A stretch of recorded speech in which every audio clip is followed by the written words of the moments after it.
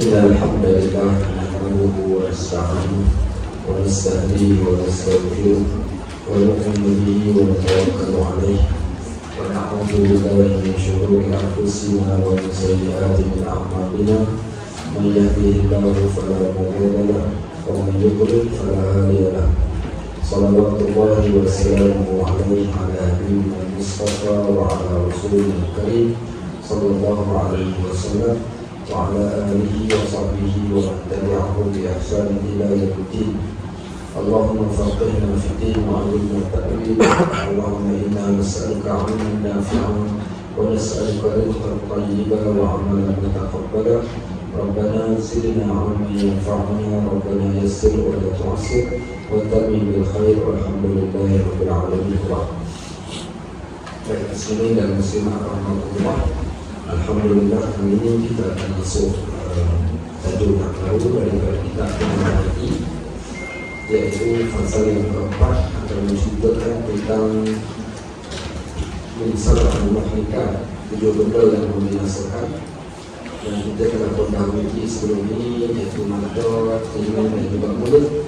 Dan kita masuk yang keempat, insyaAllah berkaitan tentang al-Batn ataupun Batnun. Batnun itu yaitu perut.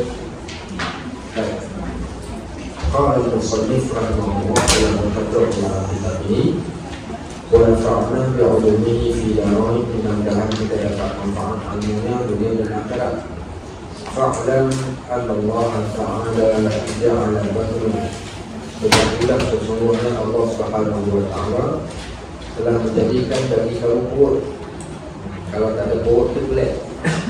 Perut ini adalah salah satu benda yang Allah jadi.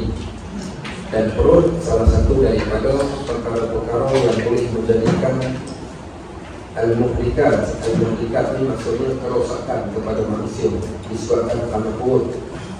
Baik, kerana beberapa faedah keagamaan. Walau bagaimanapun Allah jadikan perut sebagai satu nikmat pada manusia, dan ada faedah untuk agama, dan walau ba'wa minat dia, dan juga beberapa faedah daripada keduniaan. Baik, so kita dah dapat faham pada peringkat pertama kata pengarang yang kata perut ni dia ada faedah untuk akhirat, dan dia juga ada faedah untuk dunia. Hidup manusia ni antara dua sahaja, sama ada besar dan pahala, dunia dan akhirat. Maka bagaimana kita menggunakan segala nikmat yang Allah bagikan pada setiap benda yang Allah sampaikan, Allah jadikan untuk manusia, itu akan ada soalan yang akan ditanya di hadapan Allah. Nabi SAW satu ketika, di antara salah satu amalan yang Nabi SAW biasa buat, iaitu membawa balik dan membawa pulang di kalangan para sahabat yang miskin dan susah ke rumahnya pada setiap hari, hampir setiap hari, dan dibahagikan kepada para sahabat, iaitu orang-orang miskin, terutama ahli sufah yang ada di Masjid An-Nabawi, untuk dibawa mereka balik ke rumah. Apa tujuannya? Untuk diberi makan. Sampailah satu hari, satu riwayat menceritakan Nabi SAW buat balik beberapa orang sahabat. Sampai kat rumah ni, tanya isteri dia, saudara tak ada makan. Jadi mereka pergi ke rumah seorang sahabat yang bernama Abu Zar Al-Ghifari. Abu Zar Al-Ghifari ini dia punya kambing. Jadi dijamu mereka dengan makan kambing. Ketika saat sedang makan, maka kata Nabi SAW, summa la tus'alunna yawma idzin 'anil na'im. Kemudian Allah akan tanya setiap seorang daripada kalian tentang nikmat yang kalian telah perolehi. Kata salah seorang sahabat, ya Rasulullah, kambing yang kami makan. Ya, kambing yang kamu makan juga akan ditanya oleh Allah Subhanahu wa Ta'ala. Maknanya di sana nak digambarkan pada kita betapa dahsyatnya apa yang masuk dalam perut akan ditanya balik. Allah Subhanahu wa Ta'ala akan tanya.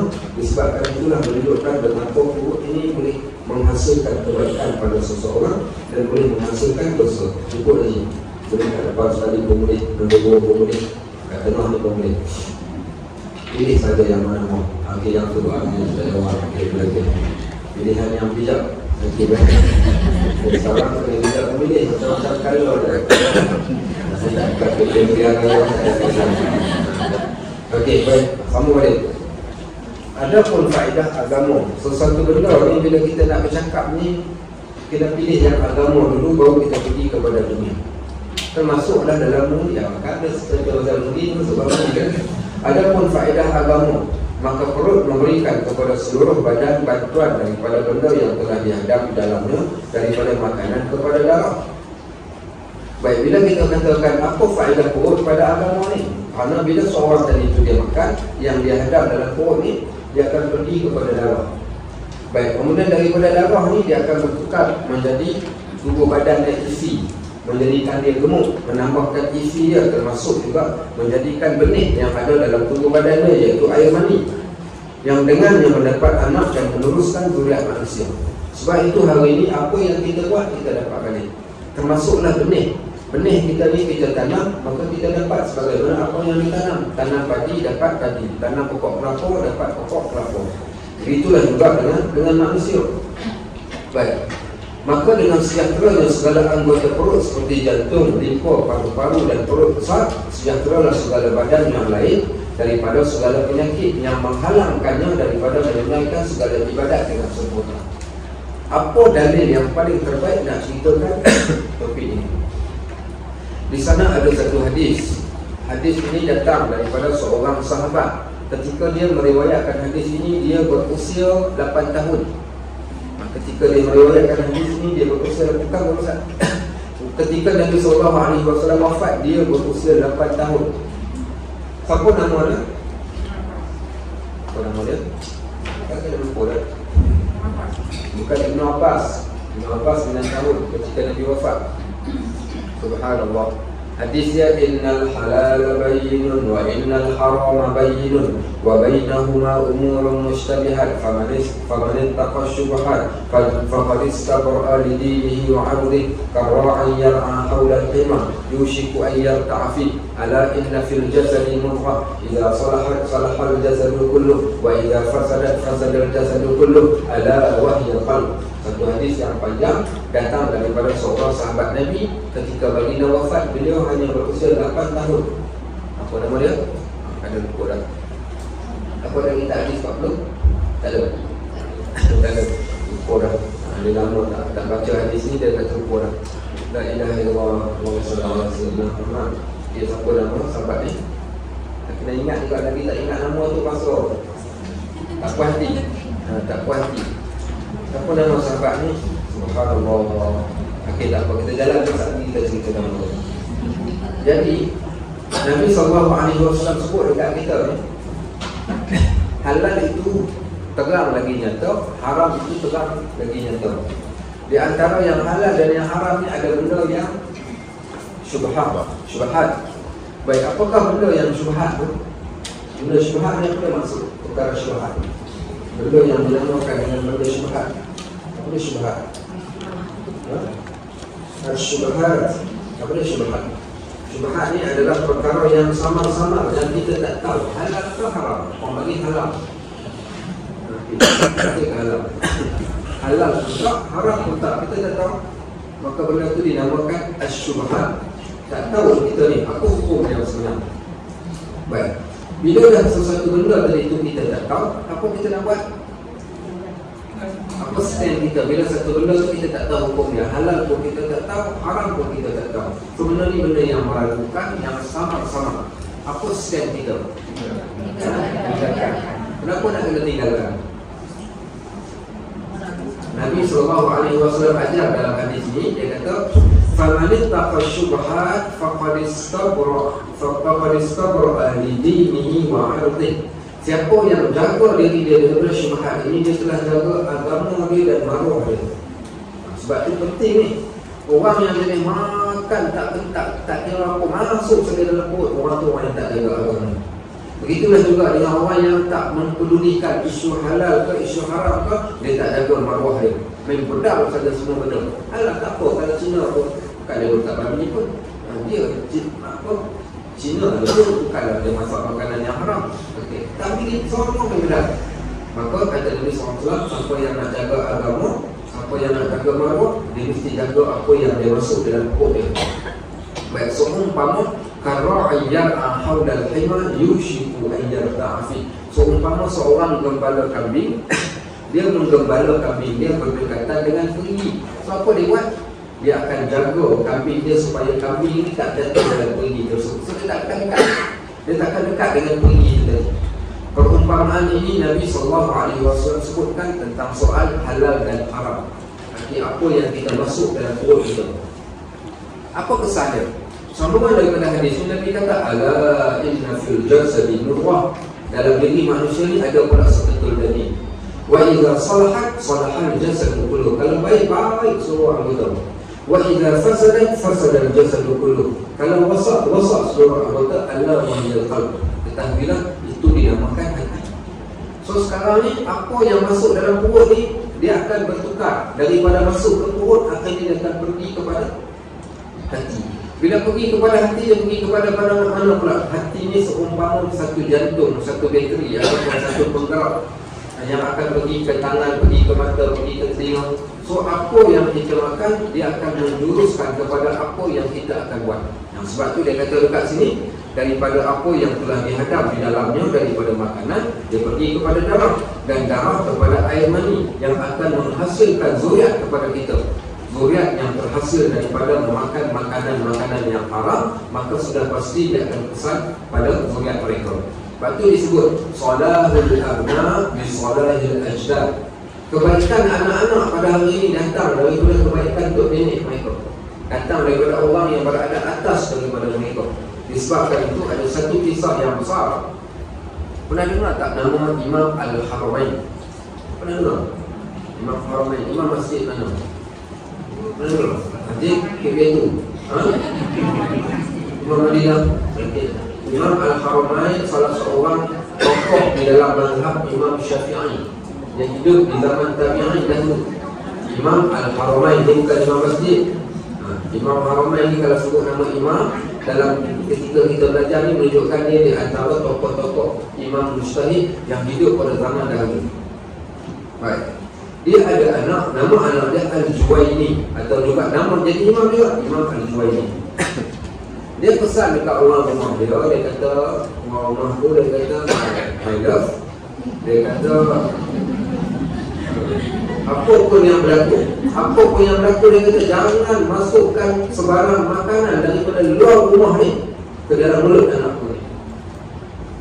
Qadarallahu wa ma syaa fa'al. Satu hari berlaku, isteri dia jatuh sakit, dia pula bermusafir. Pembantu rumah dia ni, khadam dia ni, susukan anak dia dengan susu dia sendiri.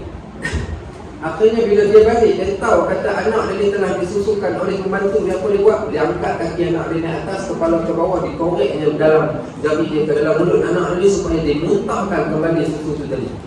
Bila ditanya pasal apa dia buat macam tu, dia kata kerana aku takut barangkali mungkin pembantu aku ni ada makan makanan daripada luar sana yang akan memberikan pesan kepada anak aku nanti. Sampai begitu sekali mereka jaga dalam bab makanan. Kerana daripada makanan itulah yang akan menjadikan perilaku keadaan kita pada masa yang akan datang. Baik, sebab tu dia kata perut ni ada kaitan tentang agama. Jangan kita ingat dia biasa-biasa sahaja, bahkan di dalam perut ada kaitan dengan agama kita. Dia kata lagi, maka dengan sejahteranya segala anggota perut seperti jantung. Kalau dah jantung sejahtera, sebab semua datang bila makan ni, dia akan pergi ke jantung, dia akan pergi ke limpa, dia akan pergi ke paru-paru, dia akan pergi ke perut besar. Maka nescaya sejahtera segala badan yang lain daripada segala penyakit yang menghalangkannya daripada menunaikan segala ibadat dengan sempurna. Sebab itu orang dulu dia melihat, apa dia melihat? Bila mana sampai ke satu tahap ni kita rasa sukar nak buat ibadat, rasa susah nak buat melakukan sebarang ketaatan, maka mereka akan cek pada beberapa benda. Kalau seorang tu hidup dia susah, ada saja masalah dalam kehidupan dia ni, hidup sempit, masalah bertimpa-timpa, ujian yang datang, kadang-kadang ujian yang tak tertangguh, dia datang mengadu dekat kita, bagaimana cara kita nak cek. Bila orang yang ada masalah dalam hidup ni, dia boleh cek melalui beberapa scan. Kita boleh scan dia dengan beberapa perkara. Scan yang pertama adalah scan solat. As-solat. Selepas daripada as-solat, kita scan kat apa? Okey, yang kedua, al-walidain. Sekejap lagi kita terang. Al-walidain. Okey, as-salat. Yang ketiga, okey, selepas daripada al-walidain ni, okey, boleh lagi pula ar-rizq. Ar-rizq, rezeki. Okey, baik. Yang keempat, apa dia? Al-dhulm.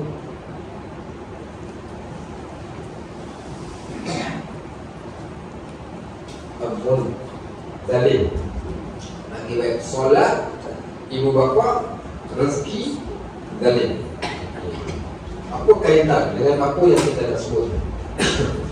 Ni, okey, ni kalau sekiranya katakan kita ni doktor, ada orang datang bagi tahu kat kita, dia kata, ustaz, saya rasa ustaz pula ada doktor, ustaz mana? Dia kata, doktor, saya ada masalah kesihatan. Soalan pun tak tahu lah, rasa tak sedap badan lah. Rasa tak sedap badan. Okey, so doktor dia akan scan, dia akan check, dia akan tanya beberapa soalan. Dengan soalan tersebutlah dia akan dapat tahu apa penyakit pasien yang datang jumpa dia. Sama lah juga kita dah dapat perkara akhirat ni.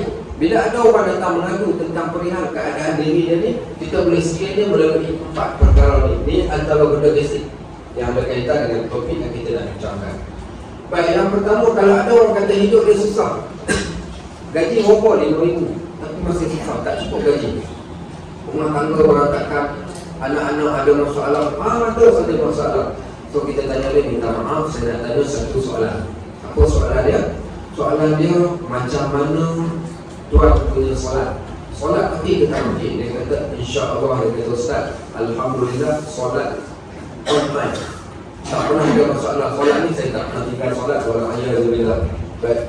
Kalau dia kata solat tu yang pertama dah okey, tapi kalau hari tak susah, tak payah tanya soalan 3 lagi.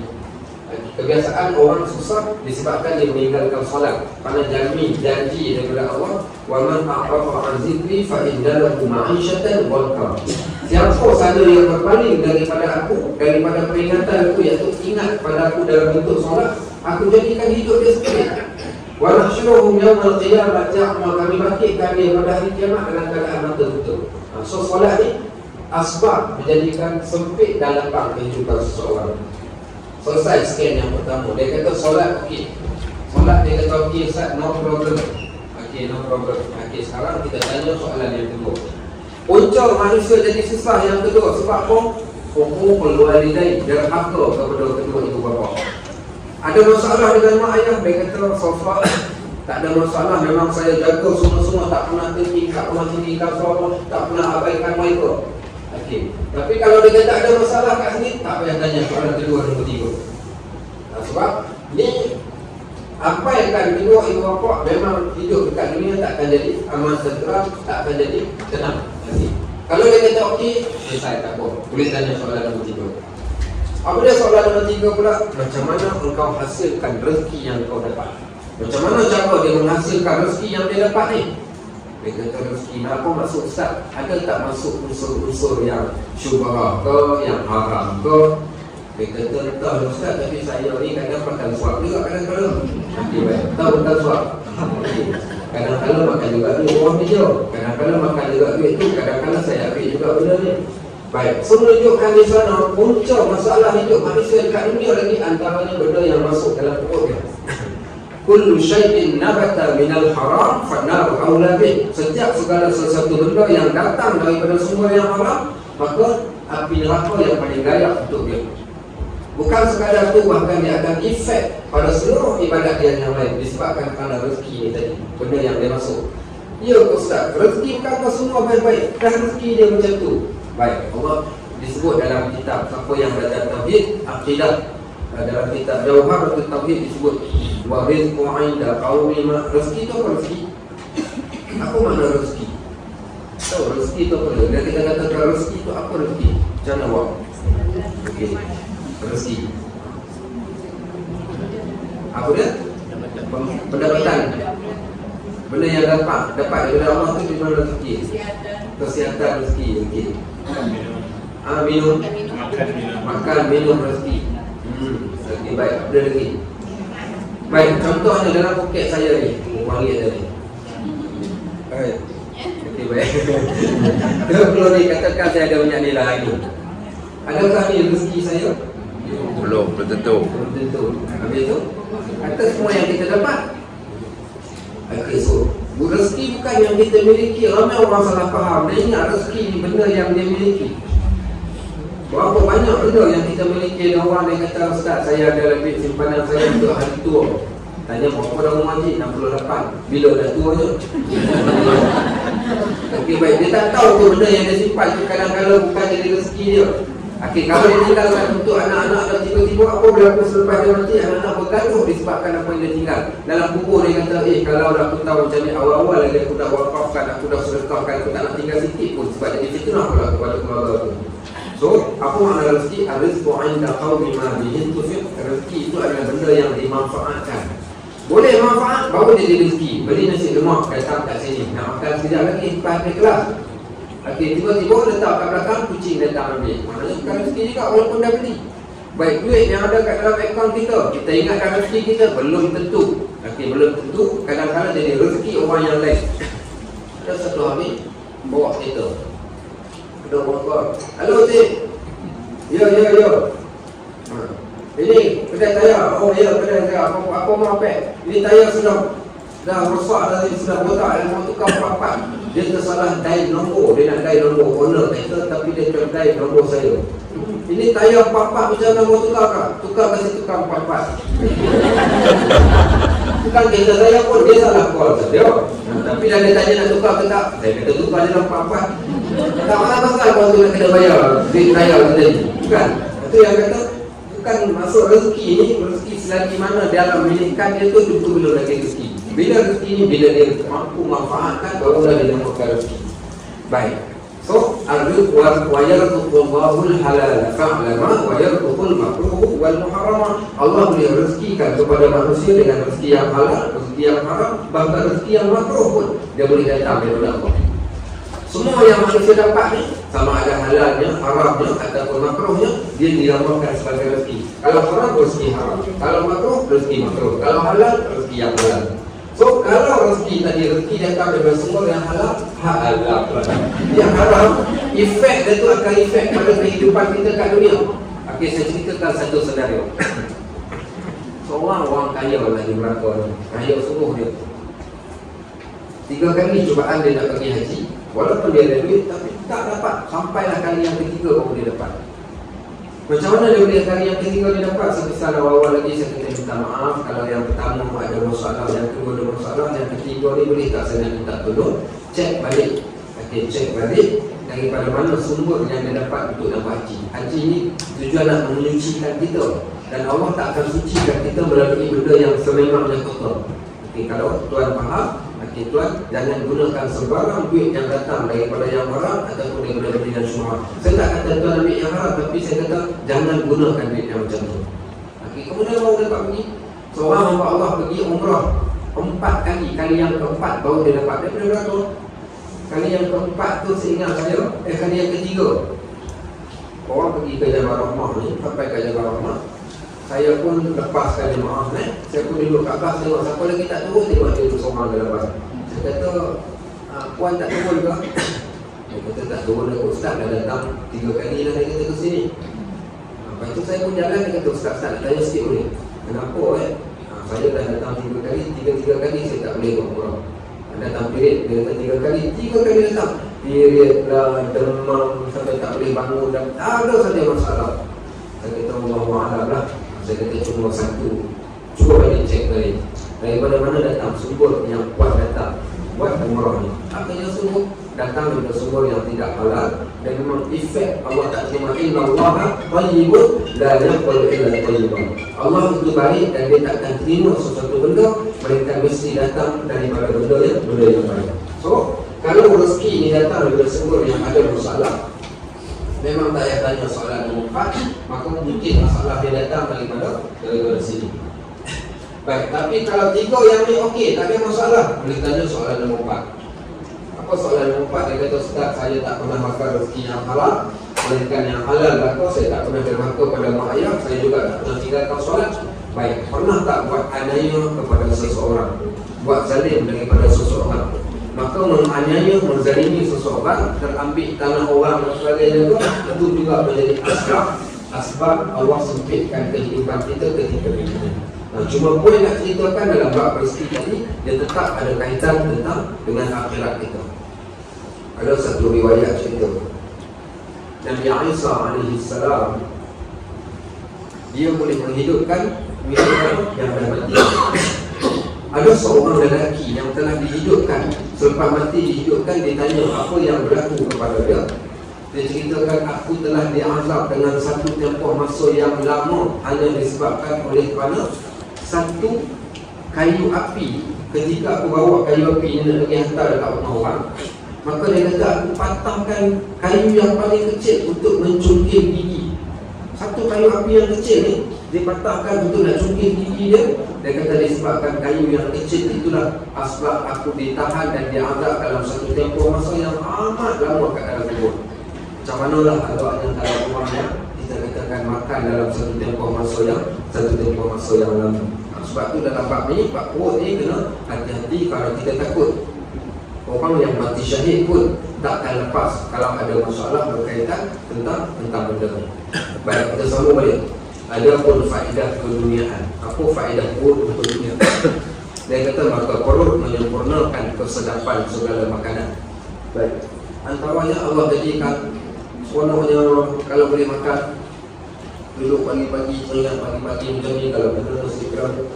Baik, tengah hari pula ada orang buat sedapnya makan apa? Berani. Makan nasi berani. Kita minat nasi berani. Pergi ke Madinah. Pergi dekat Madinah ni, tuan-tuan pergi cari satu kedai makan. Nama kedai makan tu Al-Rumansi. Siapa pernah pergi Al-Rumansi? Cakap dengan satu kedai makan dekat Mekah pun ada, di Madinah pun ada. Nama kedai makan ni Al-Rumansi.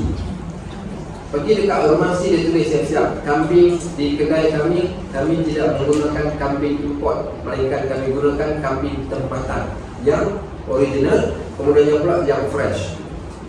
Order nasi Arab kambing.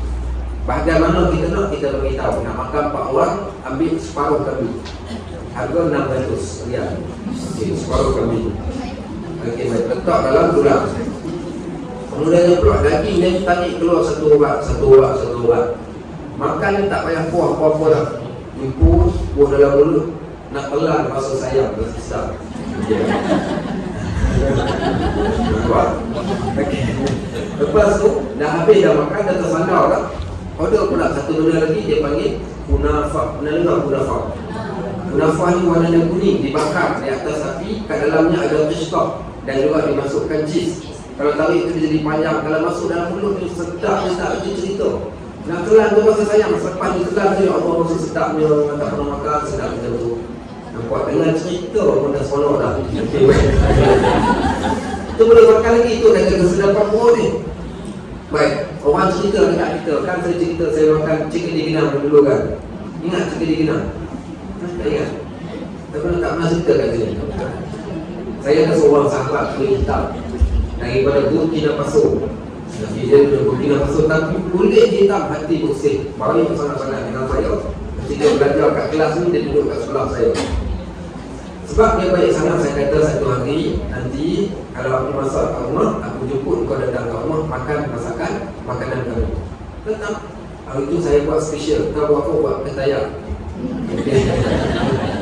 Ketayak buah kelapa tu pakai kelapa. Bukan kelapa tu lah, kelapa kering tu kan. Kelapa yang kering tu dia jual kelapa kering tu. So buat inti dia. Kemudian balok-balok tak warna hijau. Ada warna kuning, ada warna merah, tak warna kan, contoh warna. Nanti dia pun makan sedapnya. Dia kata insya-Allah, dia kata aku nak balas balik kebaikan kau. Satu hari nanti kalau aku ada duit, aku akan bawa kau datang ke rumah makan makanan yang paling sedap. Okay. Makanan apa? Nanti aku beritahu. Hari raya dia jemput saya datang, dia buat jamuan kat rumah. Dia pergi kat rumah. Bila pergi kat rumah ni, tengoklah apa yang betul dia masak. Dia tanya masakan apa? So umpama ada kari, ada nasi. Dia kata makanannya, nama dia kami panggil dekat negara kami kat Burkina Faso ni chicken di Genang. Jadi cabut dan sebut. Tapi dia kenapa? Kita seorang tuan lain macam kau punya masakan.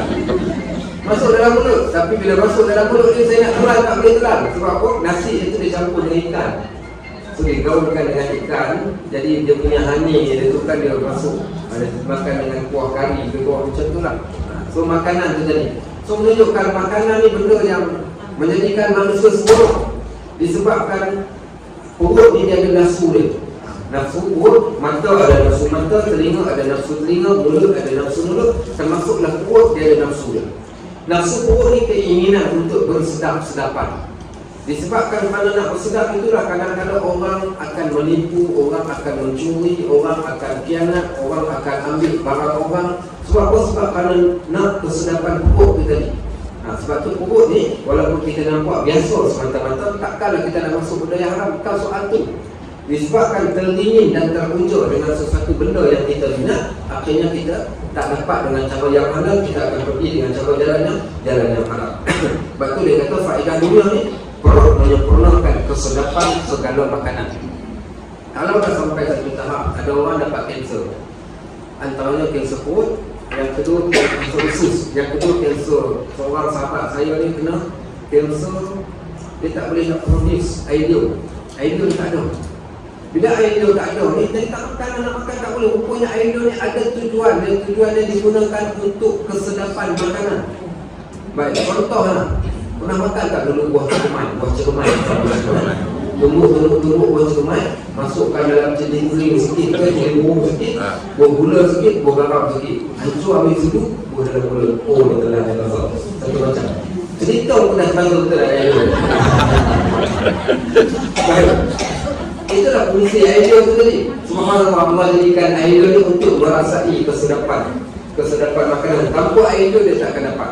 Dia cerita kat saya, dia kata, so dia kena masukkan air dalam kongkong dia. Bila nak makan ni terpaksa masukkan pelicin, masukkan air.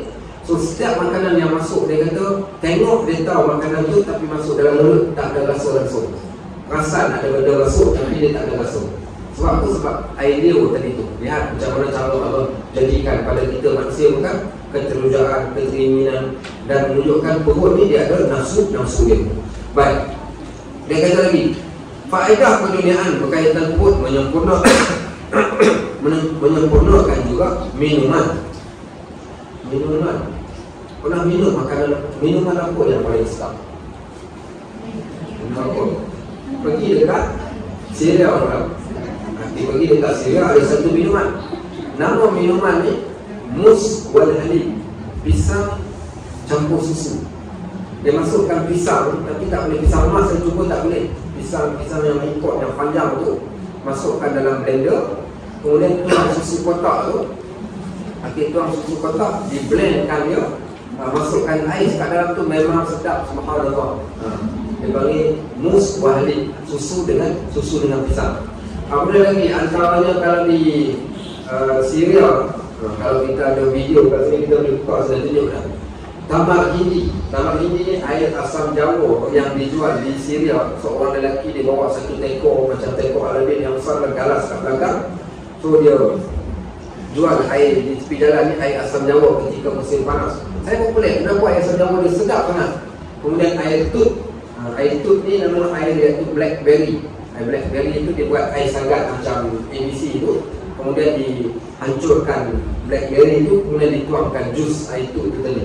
Memang di antara makanan ataupun minuman yang sedap. Sebab itu kita katakan minuman juga termasuk di antara benda yang menyedapkan perut. Sehingga hari ini ada orang yang ketagihan minuman yang tertentu. Kaki kopi, cari kopi, yang teh cari teh, yang arak cari arak. Kenapa? Kerana nafsu perut yang teringinkan minuman-minuman yang kita sebutkan tadi. Baik, termasuk juga faedah keduniaan ini, perut ini akan menyempurnakan jimat. Apa yang dimakan oleh manusia ni, dia akan ada kesan pada nafsu syahwat dia. Sebab tu di sana, negara Arab ataupun beberapa orang yang jenis suka makan. Sebab tu saya ingat saya waktu saya kerja di Penang ni dengan seorang non-Muslim, jadi India Kristian. Tiap-tiap hari dia akan beli 2 surat khabar, satu The Star, satu Metro. Saya tak minta tapi dia suka beli. Dia tanya kenapa, siapa yang baca Metro ni? Dia kata untuk you lah, dia kata I baca The Star. Dia kata bukan orang Melayu suka, orang Malaysia suka baca Metro. Saya kata saya tak suka pun. Dia kata you tengok yang bercerita kenapa orang Melayu banyak kes rogolnya, kes-kes yang seksual ni. Dia kata sebab you punya surat khabar banyak suka cerita pasal itu, sebab itu benda lah dia kata. Itu satu. Yang kedua, orang Melayu lah yang paling suka makan atau minum jenis-jenis ubat-ubat kuat. Tongkat Aldi lah, Kacip Fatimah lah. Tak pernah mana negara kita pergi jumpa ada jual air Kacip Fatimah atau tongkat Aldi kat letak dalam peti air macam air tin yang lain. Tapi kat Malaysia ada. Ada orang pergi dekat Mekah ni tiba-tiba orang pergi Mekah cari Tuhan, cari nikmat hidup Tuhan, dia pergi kat Mekah dia cari benda lain. Dan ada orang jual. Okey, ibu-ibu, saya alang-alang saya sudah jadi mutawawisnya. Saya mau tanya sama ibu-ibu, siapa ibu-ibu yang membeli itu ubat zuriat, ubat zuriat. Okey, baik, dia jual ubat zuriat. Campur ubat zuriat lagi pula, dia jual lagi pula. Apa dia Kacip Fatimah. Kita pun tak tahu macam mana. Kenapa tongkat Ali Kacip Fatimah? Siapa tahu kenapa ada dua nama? Tongkat Ali dengan Kacip Fatimah. Kenapa? Unsur apa kalau ada nama Ali dengan nama Fatimah ni? Unsur Syiah. Unsur Syiah. Kalau ada nama Ali dengan nama Fatimah, confirm itu adalah unsur Syiah. Baik, sehingga dinamakan tongkat Ali. Yang mana tongkat Ali Kacip Fatimah tak pernah ada dekat negara yang lain, tapi ada dekat Malaysia saja yang kenal. So, menunjukkan kecenderungan orang Malaysia. Saya ingat Indon tadi tu yang jual kat Tabas tu. Dia jual satu benda lagi yang buah apa tu, yang kalau buah zuriat kot, kalau rendam dalam air yang dia kembang ke dia kecil, yang buah apa tu? Buah zuriat tu? Nanti apa? Baik. Jadi saya tanya dia, saya kata kat mana Pak Ustaz, di mana ambilnya barang ini? Dia kata nanti dekat Mazra'ah, nanti ada Arab yang jadi supplier. Baik. Dia tak tahu kata saya boleh cakap Arab. Saya tak jadi mutawif. Waktu tu saya dijemput ikut sekali jemaah umrah ni. Terus saya buat diam saja dalam bahasa. Sampai dekat tempat tu saya pergi jumpa dengan Arab yang jual. Arab kulit hitam. Aku nak tanya kau betul-betul, kau cerita dekat aku, siapa orang yang makan semua benda yang kau buat? Dia kata Indonesia sama dengan orang Malaysia tadi. Orang Arab Mekah makan tak? Dia kata Arab mana makan ni semua. Saya kata kena tipu habis lah korang. Tunggu, orang Malaysia saja yang beli. Baik, dia dah datang daripada Malaysia pergi dekat sana. Tiba-tiba dia tak doa pun dekat Allah supaya anak dia dapat zuriat, tapi dia pergi cari benda-benda yang macam tu dan dia percaya pula pada benda tersebut. Sebab tu yang kita katakan kadang-kadang termasuk dalam bab ni, makanan yang kita makan ni dia akan ada pesan pada benda tersebut. Ada orang dia cari ubat kuatnya dan sebagainya. Tak pula cari dia, ada tak Ustaz ubat kuat pergi masjid? Kalau lah ada macam tu, kita pun tak tahu tak, belum lagi ada orang buat. Kalau dia kata, siapa yang minum tongkat Ali, insya-Allah tambah tenaga untuk pergi ke masjid selalu, takkan malas. Kita pun nak beli juga. Tapi masalahnya tak, apa guna pergi kat kedai minta minum tongkat Ali, tapi masjid tak pergi, badan gagah perkasa tapi tak datang majlis amin. Kita kata tak ada manfaat sedikit pun. Sebab tu dia kata banyak makan akan menghasilkan banyak buswanah dan banyak jima. Disebabkan apa? Makanan yang mereka makan itu tadi. Baik. Kerana ketiga-tiga itu adalah pada ketika perut itu sihat. Jadi bila perut sihat, maka dia makan, dia minum, kemudian pula dia jima. Jadilah mereka sebagaimana apa? Allah Subhanahu wa taala sebut di dalam Al-Quran, yatamatta'una wa ya'kulun. Ada ayat yang lain, wa ya'kuluna wa yashrabun. Mereka itu berseronok makan dan minum kal an'am, seumpama binatang ternak. Jadilah mereka seumpama binatang ternak yang hanya memikirkan tentang makan, minum, jima. Punca sebab apa? Sebab perut dia masih dalam keadaan yang sihat, maka dia tak pedulikan langsung tentang halal dan haram. Baik, maka faedah pembinaan ni bukanlah maksud semuanya boleh jadi haram, tidak. Tetapi disebabkan kerana makanan dan minuman ini, dia akan menyempurnakan kesedapan. Tak salah sekali-sekala kita nak makan benda yang sedap, tak ada masalah pun. Tetapi kalau sampai ke tahap yang melampau. Baik, dia kata mensyukuri nikmat perut ni adalah memeliharanya daripada makanan yang haram dan yang syubhat. Artinya yang tiada diyakini halalnya dan tiada diyakini haramnya, dan memeliharanya daripada bersangatan kenyang. Nabi SAW pernah kenyang tak? Tak. Pernah ke tak pernah? Pernah kenyang. Tetapi dalam lingkungan lebih kurang Aisyah kata tak pernah kenyang 2 hari berturut-turut. Maksudnya tiap-tiap kali makan kenyang tak, melainkan dia akan kenyang bila ketika mana dijemput. Bila mana dia dijemput, dijamu makan, maka pada waktu tersebut dia akan makan sampai kenyang. Adapun ketika dia makan di rumah dia tak akan makan sampai kenyang. Baik, bila makanan itu jadi sedap, bila sesuatu makanan itu jadi sedap, sedap dimakan ni ketika suapan yang pertama sedap tak sedap, suapan ketiga sedap lagi, suapan yang ketiga sedap lagi. Waktu dah buka tali pinggang dah tersandar sedap lagi ke tak? Waktu dah tak sedap lagi. Sebab tu tinggalkan makanan ketika sedap itu ada satu nikmat tapi susah nak buat. Waktu tengah sedap tu dah tinggal. Ambil 3 mulut tinggal. Dia akan terngiang-ngiang, ingat. Tapi kalau dah makan, saya ingat saya pergi ceramah dekat Penang. Sampai ceramah malam. Tapi pagi kita sampai pergi makan gulai ikan semilang di Kuala Kurau, Perak. Lepas selesai solat subuh, kawan dah cuit. Dia kata tak tunggu doa dulu. Dia kata kan nanti tak sempat. Lepas subuh terus dia buka orang nak keluar dah. Lepas subuh tak sempat dah doa sebab dah makan gulai ikan.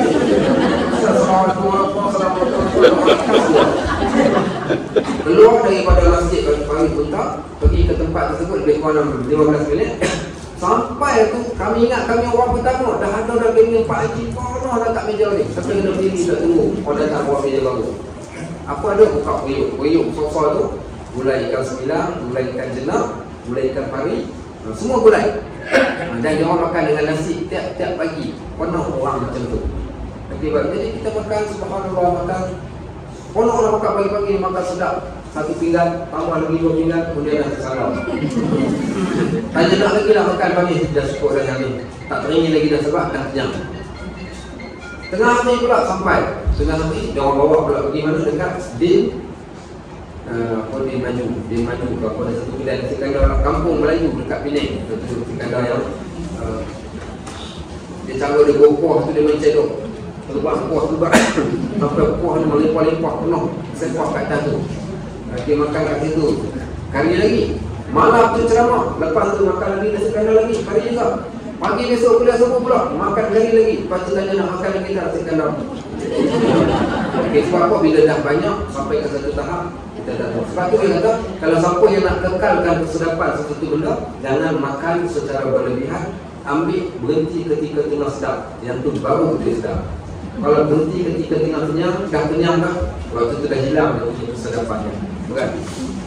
Baik, so dia kata mensyukuri nikmat perut, pelihara dia daripada makanan yang haram. Jangan sama sekali pun masuk dalam perut kita ni benda yang haram dan yang syubhat yang kita tak tahu sama ada dia halal ataupun haram, dan memeliharanya daripada bersangatan kenyang. Kerana akibat daripada kenyang tadi menjadikan kita akan fukar dan berat untuk melakukan ibadah. Baik, sebab tu bulan Ramadan waktu kita dah kenyang sangat-sangat, dia akan jadi tak lalap sampai dah macam nak bangun pun tak lalap bukan. Sampai ketak dah perut ni. Baik, so tujuan memelihara perut dari yang haram dan syubhat. Apa tujuan kita nak pelihara perut kita ni daripada yang haram dan syubhat? Qala al-musannif, kata pengarang, maka engkau hendaklah bersungguh-sungguh pada memeliharakan perut daripada yang haram dan syubhat kerana 3 benda. Kenapa nak kena jaga perut? Dia kata sebab 3 perkara kita nak kena jaga. Perkara yang pertama, kerana takut seksaan daripada api neraka. So, maknanya tak boleh makan? Tak, makan, tapi make sure kita pandai pilih benda apa nak makan. Makan yang halal, jangan makan yang haram. Makan yang jangan melampau-lampau, makan yang agak sederhana, jangan sampai tak makan. Baik, apa hukum makan? Wajib, harus, makruh dan boleh pergi ke haram. Contoh bertanya, Ustaz, apa hukum makan nasi? Apa hukum nasi? Sunat ke? Haram ke? Makruh ke? Setiap orang tak sama. Kalau macam Ustaz, kalau macam guru, macam saya, wajib kena makan nasi. Kalau orang yang dah gemuk, okey baik, sunat makan nasi. Okey, harus makan nasi. Kalau orang yang kita katakan pantang nampak nasi, dia akan makan berpinggan-pinggan, sekali makan 13 pinggan. Yang tu kita kata dah sampai haram, dah pandai memudaratkan diri. Wa idza anfaqu lam yusrifu wa lam yahturu. Allah kata Kalau kamu berbelanja, even makan sekalipun, jangan melampau. Walau yaktu, jangan juga terlalu kurang. Wakal nabai nazar jika khawam, ambillah yang berada pada pertengahan. Baik, yang ketiga. Yang ketiga, apabila nak makan, okey, tadi kita katakan pilih yang halal daripada yang haram. Kemudian jangan melampau. Yang ketiga, apa tujuannya?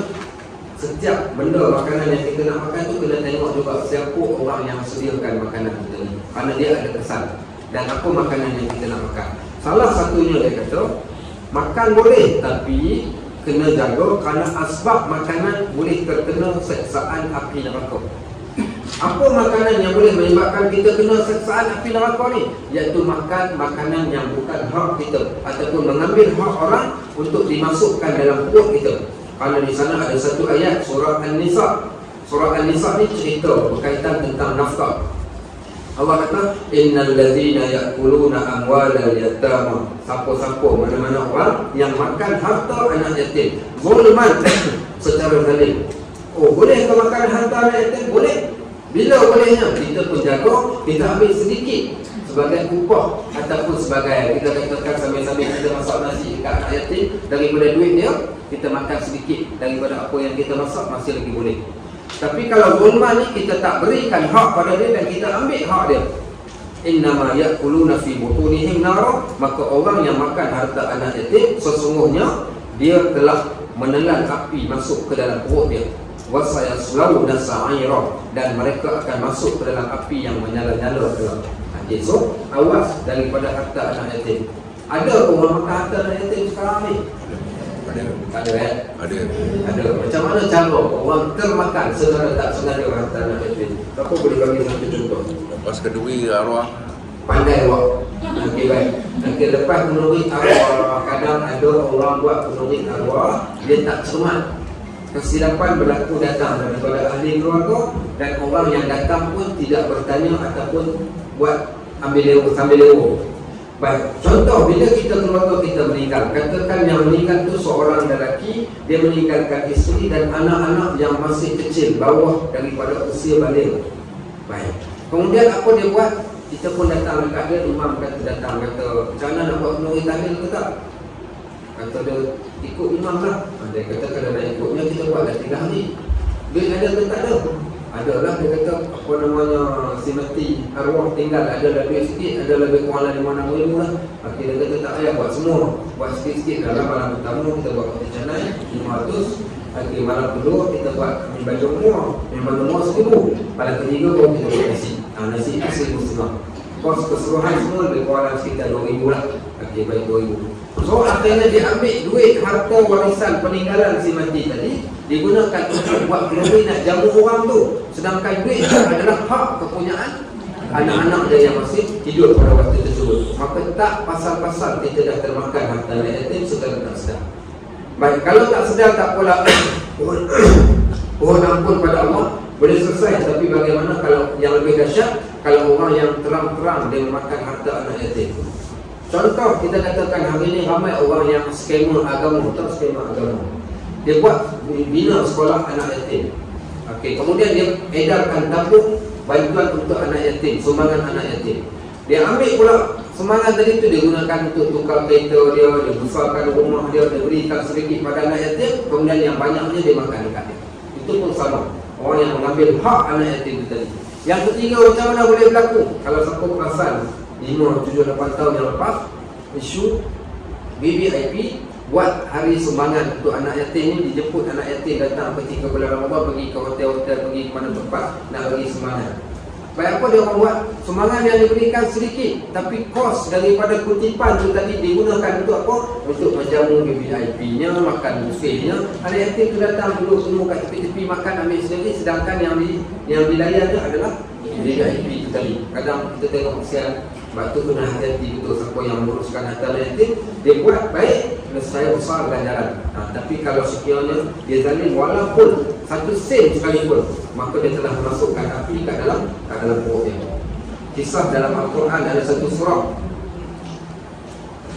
Surah apa? Surah yang cerita pasal yatim. Wa-duha wal-laili idza saja ma wada'a rabbuka wa ma qala wa la ta'khudhu laka min al-ula wa la sawfa fa yu'tika rabbuka fatarda fa ammal yatima fala taqhar. Wahai Muhammad, ingat engkau pernah jadi anak yatim, maka jangan sama sekali engkau menzalimi, menengking, membiarkan anak yatim. Karena engkau juga berasal daripada anak yatim. Ayat yang lain ada satu lagi surah Al-Ma'un. Surah Al-Ma'un juga cerita orang yang tidak menunaikan hak anak yatim. Apa Allah kata? Ar-ra'aita alladhi yukadzibu bid-din fadzalikal ladzi yad'ul yatim. Ayat itu turun cerita tentang bagaimana Abu Jahal dia bela anak yatim datang minta harta dia orang, dia kejarkan anak yatim dan diketuknya dengan tongkatnya dia. Allah turunkan ayat tersebut. Baik, ada lagi ayat yang lain. Apa dia ayat yang lain? Sekejap, kalau buka sekejap, apa yang semua buka? Ya. Buka sekejap. Oh, okey, sorry uncle. Sorry ya. Okey, sekarang kita buat. Apa nama kereta?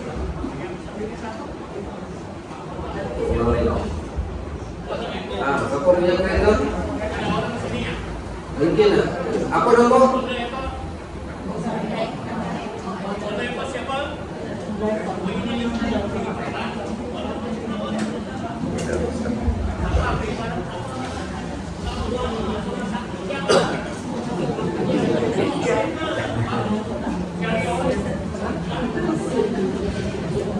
Okey, pengajaran.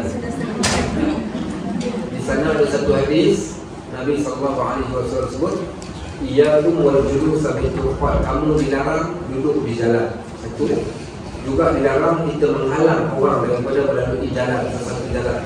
Termasuk dalam parking, bawa troli dekat supermarket ataupun menyimbang kat tepi jalan. Tidak ada hadis Nabi SAW larang orang Islam ini daripada menghalang orang yang sedang lalu lintas di atas jalan. Pada larangan di dalam hadis. So kena jaga. Baik. Apa dia tadi kita cerita tadi? Anak yatim. Ada ayat. So surah Al-Ma'un. Surah Al-Ma'un juga menceritakan berkaitan tentang anak yatim.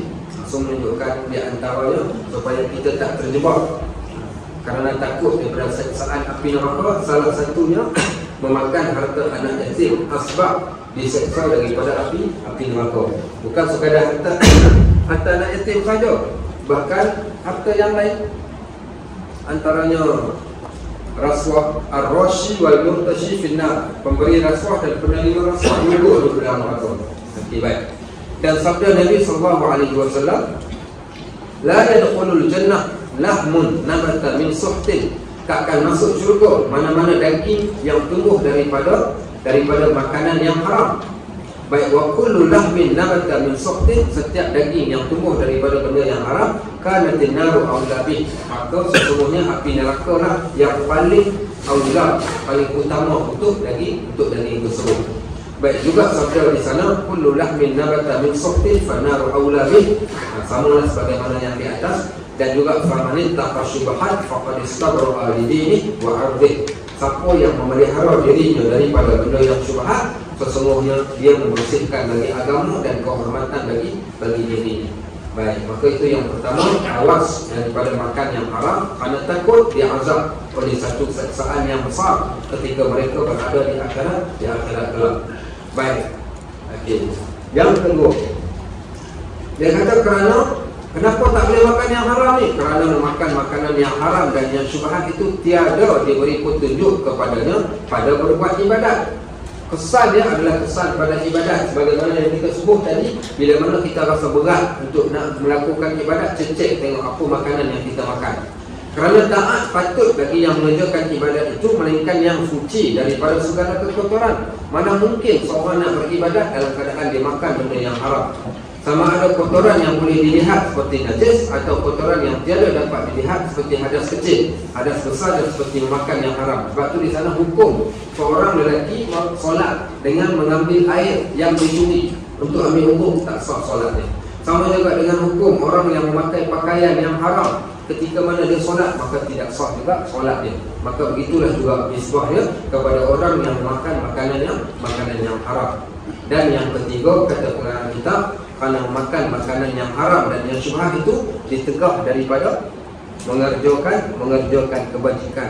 Tadi buat ibadat, sekarang mengerjakan kebajikan, kerana mengerjakannya nescaya tiada diterima daripada sebarang kebaikan selagi mana dia datang daripada sumber yang haram, walaupun dia sedekah sebesar bukit Uhud sekalipun. Contoh, kam min sha'imin wa laysa lahu min siyamihi illa dhama' wa kam min qa'imin laysa lahu min qiyamihi illa sahru. Berapa ramai orang yang berpuasa yang tiada baginya daripada puasanya itu melainkan dahaga, Allah tak terima. Dan berapa ramai orang yang bersolat malam yang tiada baginya solat itu melainkan dapat hanya berjaga saja, tak dapat betul apa punca. Tak pelik pun mungkin datang daripada sumber yang haram. Baik, juga di sana la yaqbalullahu salatan mri'in fi jawfihi haram. Allah tak akan terima solat seorang yang ada di dalam perutnya adalah benda-benda yang haram. Habis itu Ustaz, macam mana nak mengatasi kalau benda itu dah pernah berlaku? Apa nak buat? Bertaubat kepada Allah dengan sungguh-sungguh. Kalau sekiranya hak manusia, pulangkan sekadar yang seboleh-boleh. Pulangkan balik, itu saja cara, tidak ada cara yang lain. Yang ketiga, memperbanyakkan sedekah. Mudah-mudahan dengan sedekah itu akan memadamkan dan dapat menggantikan balik apa yang telah kita ambil. Walhamdulillahirabbil alamin. Kalau sekiranya ada apa-apa soalan kita tanya. Ada soalan? Mana kalau Ustaz, kalau kita mana macam berhutang dengan kita tak dapat berapa dengan lagi. Baik. Di sana ada beberapa amalan yang menjadi pembasmi dosa-dosa kita. Baik. Tetapi bila dosa itu berkaitan dengan manusia, maka tidak dapat tidak. Yang pertama disebut dia sebagai istihlal. Apa dia istihlal? Minta halal. Okey, minta halal. Yang pertama minta halal. Yang kedua, pulangkan ataupun bayar ganti rugi. Pulangkan ataupun bayar balik pada orang yang kita mungkin pernah beli. Baik, yang ketiga, of course, saya katakan taubat yang sungguh-sungguh.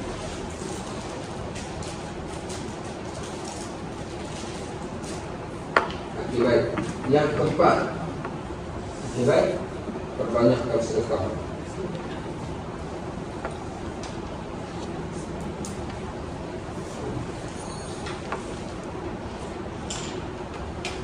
Kenapa banyakkan sedekah? Dan Allah Subhanahu Wa Taala jadikan sedekah itu di antara pembasmi dosa yang kita tak tahu. Okey, baik. Istihlal ni kalau tahu, pulangkan bayarkan ni kalau tahu. Okey, baik. Taubat dan semua yang tahu dan tak tahu. Adapun membanyakkan sedekah ni kerana kadang-kadang kita tak tahu di sana kalau ada harta-harta. Contoh, kita pernah bekerja dulu 8 pagi 4 petang. Masuk kerja pukul 9, 1 jam dah jelas. Waktu masuk kerja, tak buat kerja, kadang banyak-banyak pukul 11 baru buat kerja. Patutnya keluar pukul 1, pukul 12.30 dah keluar. Kadang-kadang guna internet dekat office, kita buat jualan online, kita jual itu, jual ini, kita gunakan perlengkapan office. Okey, baik. Semua benda tu, siapa berani mengatakan benda tu adalah halal? Walaupun bos kita kata, bos saya okey je, betul bos kita okey, tapi soal kejujuran kita dan amanah kita. So, sebab tu di dalam harta benda yang kita dapat tu perlu dibersihkan. Dibersihkan dengan dua cara, cara yang wajib dan juga cara yang sunat. Cara yang wajib ni adalah pada zakatkan. Arti cara yang sunat ini adalah dalam bentuk sedekahkan. Sebab innamas sadaqat, sesungguhnya sedekah itu tudfi'ul khataya, dia akan memadamkan dosa. Tudfi'ul khataya kama yudfi'ul ma'un nar, seumpama air yang memadamkan di atas api. Juga az-zakatul lughatan at-tathhir wan nama'. Makna zakat dari segi bahasa ni adalah at-tathhir, menyucikan dan menyuburkan. So kita nak bersihkan harta kita, daki-daki harta ni adalah dengan cara banyakkan sedekah dan juga zakat. Kalau orang tanya kenapa zakat tidak boleh diberikan pada masjid, maka jawapannya kerana zakat itu adalah daki. masjid adalah tempat yang pusing, maka tak layak bagi masjid tersebut untuk menerima wang zakat, melainkan sedekah sahaja. Sampai begitu sekali diucapkan dalam hal. Okey, ada apa soalan lain? Ya. Yang nombor 2 tu maksudnya kalau kita pinjam Tapi tak tahu nak cari lah. bulan kan nak kita bayar balik kan. Tapi kalau kita pinjam seseorang kita lama tak jumpa nak bayar balik kan tak jumpa. Okey, tak jumpa. Yang pertama usaha dulu untuk cari dia. Sampai nak usaha dia cari kebetulan dia macam mana dia boleh Burkina Faso. Kita pun tak tahu. Dia jauh sangat. Yang tu tak apalah. Tapi selagi boleh cari, kena cari.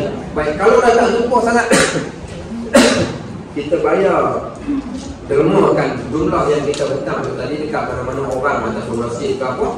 Okey, kemudian taubat pada Allah. Kalau sekiranya jumpa balik dengan orang tu, kita cakap dekat dia, boleh tak kita cakap, Pak Haji, saya beri Pak Haji, saya dah bayar kat masjid dah. Tak boleh, kena bayar balik dekat dia kalau dia jumpa. Kalau tak jumpa tak apa, tapi kalau jumpa dipulangkan balik. Cara yang ketiga, yang seterusnya, cara nak pulangkan bayar yang satu cara yang boleh kita buat. Ada orang hutang dengan saya. Nanti dia kata ada seorang dengan abah dia. Dia kata, Ustaz, saya dah setahun tak balik ke kampung halaman. Raya ni pun saya tak boleh balik sebab tak ada duit. Mak saya suruh saya balik. Jadi saya pun tak sampai hati dan nak menghampurkan sebab lama sangat tak balik. Boleh tak saya nak pinjam duit Ustaz 1,000 untuk saya nak balik kampung bayar? Saya kata okeylah. Tapi bila nak bayar, dia kata lepas sebulan dia tak bayar. Saya bagi dia pinjam, lepas sebulan dia tak bayar. Tapi bagus dia mesej beritahu Ustaz, minta maaf saya tak boleh bayar. 2 bulan dia mesej lagi, tak boleh bayar. 3 bulan tak boleh bayar, sampai dia genap setahun, dia mesej lagi, dia kata Ustaz saya masih lagi belum boleh bayar. Saya kata macam ni lah. Saya kata saya ada zakat. Okey, saya ada zakat, saya nak zakatkan. Maka dia kata 1,000 saya zakatkan zakat itu kepada dia, dan saya gantikan zakat tadi itu, ditukar gantikan menjadi hutang. Maksudnya seolah-olah macam dia bayar balik hutang kepada saya itu melalui duit zakat saya tadi. Tukarkan hutang jadi zakat.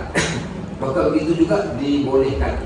Dibolehkan. Orang yang ada hutang dengan kita, maka kita anggapkan zakat. Tapi make sure kita tahulah berapa jumlah zakat kita. Ditukar gantikan menjadikan dia sebagai zakat. Kalau orang berhutang termasuk di antara asnaf. Ada seorang Allah pinjam duit dengan bapak saya ni, dia meninggal. Jadi bapak saya pergi jumpa isteri dia RM30,000. Isteri dia kata saya tak ada duit nak bayar dan tak ada benda yang saya boleh gadaikan untuk nak bayar. Mesti anak kamu dah meninggal dunia. Ingat, Ruhul Mu'min ta'allaq ma baina samawati wal ardh hatta yuqdi dainah. Roh orang yang beriman ini tergantung di antara langit dan bumi sampai dah diselesaikan dahulu hutangnya. Ini kesan orang yang berhutang ni. Akhirnya kita pun kesian, kita bercakap, Puan, salahnya kita kesian dekat si mati. Isteri dia kata saya nak bayar dengan bapak saya, betul-betul tak ada duit. Kebetulan waktu tu bapak saya kerja dengan Bin Laden yang Saudi tu kan, yang bersih masjid tu. Bin Laden bayar zakat. Dia bayar zakat lebih kurang 2 juta lebih, dan baki ada 200,000 lagi tu dia bayar dekat bapak saya. Dia kata pergilah bagi dekat mana-mana orang miskin. Jadi dia ambil duit tu, pergi jumpa dengan orang yang hutang dengan dia. Dia kata okey, ni zakat, ada orang bagi zakat jumlah sekian-sekian ni, akhirnya saya bagikan kepada puan, dan puan minta bayar balik hutang yang puan telah berhutang tu tadi. Akhirnya ditolak daripada zakat tu juga boleh dengan cara yang macam ni. Itu salah satu cara lah kita nak bantu, bukan? Okey, best. Ya. Okey. Seseorang yang jual, dia jual berikan lebih harga harga. Tapi ada persetujuan antara dia. Itu macam ni. Okey. Kalau persetujuan dengan siapa? Dengan pembeli. Okey. So dia ambil barang dekat pembeli tu, kemudian dia pergi jual ke orang lain. Tak. Macam dia jual barang pada si pembeli tu, harga dia negatif 3 kali ganda lah. Tapi pembeli setuju. Setuju tak apa, ada konsep. Jual beli ada konsep tarawih. Kalau dia jual harga berbeza. Ya. Kalau dia konsep tarawih ni konsep reform di antara satu sama lain. Itulah konsep dalam jual beli Islam. Dia nak, dia boleh ambil, dia tak nak, dia boleh tinggalkan. Itu hak dia. Dia pilih untuk beli, maka harus dijual dengan berapa keuntungan sekali. Baik, dalam Islam tak letakkan berapa keuntungan yang boleh. Cumanya Imam Nawawi kata salah saya, yang suruh menetapkan seboleh-bolehnya jangan melebihi daripada 3 kali lipat, 3 kali ganda daripada harga yang asal. Ya.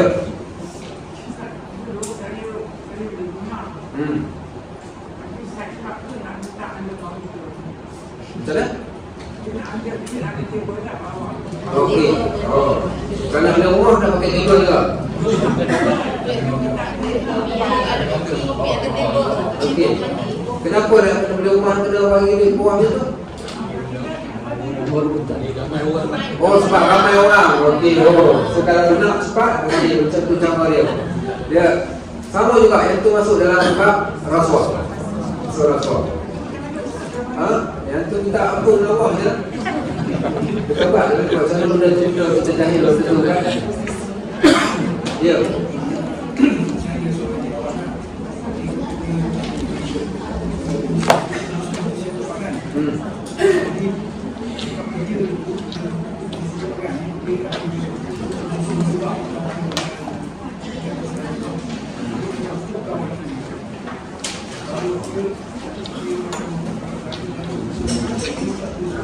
Betul. Yang itu pun sama juga. Sebab kita beritahu kita berkawan dengan orang yang bekerja di satu tempat yang haram. So kemudian kita berjumpa dengan dia belanja lalu kita baik, ketika dia belanja tu kalau kita tahu daripada hasil yang haram, wajib kita sebut wajib bagi kita tolak. Tapi kalau kita tak tahu, maka harus bagi kita untuk nak makan. Tapi untuk berhati-hati, elakkan. Sebab tu di sana Nabi SAW pernah datang mendarai semua rumah seorang sahabat. Nabi kata, sebaik-baik makanan adalah dimakan oleh orang yang bertakwa, dan sebaik-baik tetamu adalah tetamu yang bertakwa juga yang datang ke rumah kita. Itulah juga dalam bab kawan tu. Sebab kita takut terjebak kalau nak makan benda yang macam tu kan. Tapi janganlah minta maaf, aku tak boleh makan bengkok sebab kau kan. Terus kawan tu. Terus kawan tu. Cuma nasihatkan tentang sahabat-sahabat kita yang di luar sana yang kadang-kadang terpaksa bekerja. Kawan tanya isu kerja dekat 7E. Apa hukum dia? Okay, so kita kata kalau tak ada kerja yang lain, maka dia itu yang dia dapat, dia boleh kerja dalam keadaan dia mesti kena meminta, berfikir ataupun berusaha untuk dapatkan satu pekerjaan yang lain pada masa yang akan datang. Tak boleh dia nak kerja kat situ secara terus-menerus. Ya. Tentang pengurusan IPM, ada tak panduan untuk proses itu lagi? EPS. Mungkin anak IPM, kita anak IPM dari anak IPM. Okey. Hak yang kita boleh, yang kita nak untuk gunakan untuk pengurusan. Yang itu tidak diletakkan. Yang itu atas kebijaksanaan kita lah. Kita nak ambil sampai walaupun lebih itu asal letak lah misalnya. Ambil untuk kegunaan, kita ambil minyak motor, minyak kereta, ambil kos api air, kita letakkan kos penjagaan, kita jaga oleh orang upah yang setipan. Okay. Baik, ya. Mana dulu, kanan dulu, kiri dulu. Ya. Kalau macam mana kalau seorang tukang, dia bukan orang yang bukan Islam, tapi dia tak jumpa. Okey, sama dengan kes tadi tak kira sama ada bukan Islam ke, Islam ke, ada dulu saya nak sila orang pemangkang tanya soalan. Ustaz, anak saya hutang apa nama itu pelajaran PTPKN. Kena bayar ke tak Ustaz? Tak. Saya kata kenapa tanya macam tu? Dia kata sebab saya pemangkang, tak kira kau pemangkang. Kalau kau pemangkang tu saya bayar. Sama juga yang isu ni, sama ada hutang tadi dengan orang Islam atau bukan Islam, tak wajib dibayar. Okey, ya. Apa tu? Oh, kalau kita dah minta halal, tapi minta halal dan dia halalkan, tak perlu untuk dipulangkan. Mereka dia katakan aku boleh halalkan, mereka kau pulangkan, waktu tersebut pun usahakan untuk pulangan. Sebab tu istilahnya dah satu. Okey, last sekali. Habis sekali ni, semua benda dia tak sempat. Okey, semua benda dia tak sempat termasuk taubat, tapi dia tak boleh pulangkan. Okey, tak boleh minta halal, tak boleh pulangkan. Kebanyakan sedekah mungkin tak buat juga, dia hanya buat taubat. Adakah selesai kes dia? Tak selesai kes dia. Besok di akhirat apa akan berlaku? Di akhirat kelak akan diambil kebaikan dia dan ditransferkan kepada orang yang dia hutangkan tadi. Baik, kalau dia tak ada kebaikan, diambil pula dosa orang tu akan ditempelkan pula kepada orang tadi. Itulah keadaan dia, bagaimana keadilan yang Allah lakukan ketika berada di akhirat kelak. Baik, wallahu a'lam bishawab. Subhanallah wa bihamdihi, asyhadu an la ilaha illa anta, astaghfiruka wa atubu ilaik. Wassallallahu ala sayyidina Muhammad wa ala alihi wa sahbihi wasallam. Alhamdulillah.